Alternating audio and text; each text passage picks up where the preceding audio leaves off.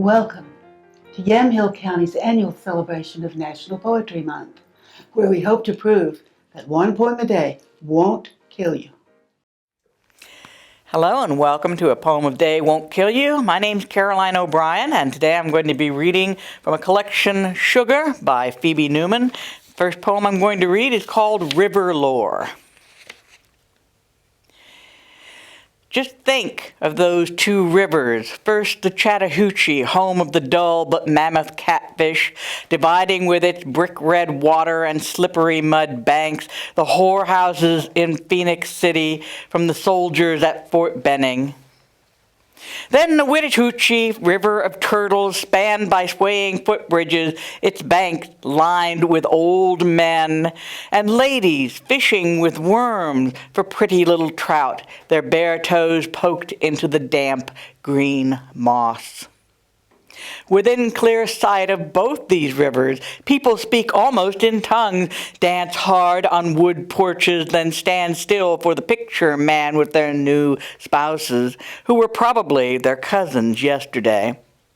And all I've inquired of report, feeling such joy in the springtime that it expands into the air, that the clouds entirely lift from the smooth mountain tops, and both big rivers run fresh with it, so that the soldiers down in Georgia, not yet gone off to war, scoot across the bridge to Alabama and hug those silky blondes real tight, and the old ladies along the edges of the river in Carolina break into loud songs about Jesus while the men harmonize verses about their favorite dogs.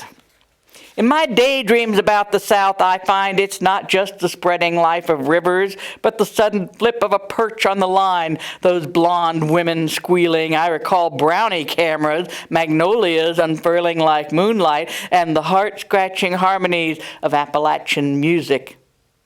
And the heat at noon, thick enough to spread on a biscuit. I sometimes long to resurrect the sensation of kudzu vines creeping up my bare legs in July, and the awful delight of chewing turpentine off the hot pine trees. I clearly remember breathing gardenias until I fainted and being revived with a bourbon in a spoon. And that there was always time for driving for long afternoon hours through red dust, for picking peaches, killing the occasional hog, and starving at those rivers, and safe little eddies, the dark shadows of cottonmouth sliding under the logs. All of this could make me wonder about where I'm living now, until I remember those close-by rivers, the Stickeen twining through the flatlands, the glacial turquoise of its stream, the Unuk pouring into the canal, or the waterfalls and icy rapids I have seen from the float plane when I fly north from here. Even this place I have chosen to live, where the creeks flush with salmon in the summertime and run clear into the even clearer sea. And I have learned to pay good attention to the moss around the trails, and the ferns, and the plush mushrooms springing up all along, to the smell of bear, and the clams squirting jets of seawater into the air, to the handsome old guys working on their boats, and the ladies up to their knees in patchwork quilts, and the wet children playing outside with no raincoats, all with chapped hands and big grins. And it may make perfect sense to have taken to the road, to have made the crossing from Georgia to Alaska with a few informational stops along the way, since now I can be sure, can prove without a doubt, that there is singing all along all riverbanks.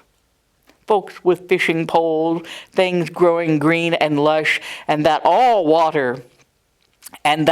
river water feels the same against my ankles, pushing me a little further along with every step than I ever dreamed I would go. Cool. What do you like about that? The sense of fluidity, there's a sense not just of the water, there's the fluidity of the sound, and then you bump up against these memories that are like the brush reeds along the side of it. You know, we go up to the bank and we remember these things, and then we go back into the water, then we come back up to the bank, and you can just feel this river of time flowing with all these memories with the cut banks.